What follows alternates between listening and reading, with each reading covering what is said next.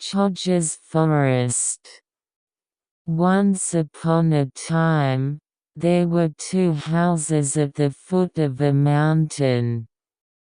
Both of the two houses were poor charcoal-grilled houses. One day, a boy was born in one house and a girl was born in the other house. And the two fathers promised to let their children get married when they grew up. However, this girl had the god of mountain fortune. When a girl goes to the mountains, it's all about money, even leaves and stones. That's why the girl's house became rich. However, the boy's house remained poor as usual. Eventually, when the two children were old enough, the boy's father remembered his old promise and asked the girl's house to make his son-in-law. The girl's father kept his promise, and the two became husband and wife. Thanks to the god of fortune, the house became richer and richer, and many storehouses were lined up in the mansion called Choja Yashiki. Well, when that happens, my husband got a treat.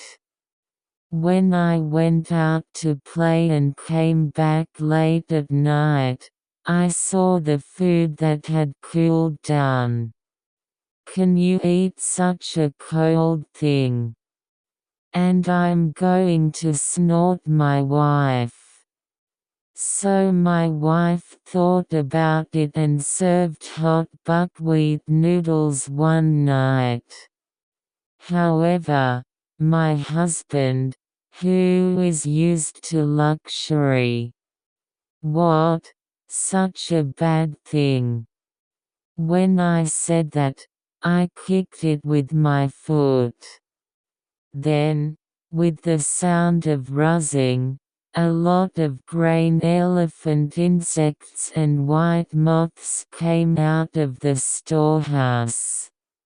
It was a figure that the god of fortune, who was angry at his master's behavior, turned all the rice into insects and moths, and he also walked away.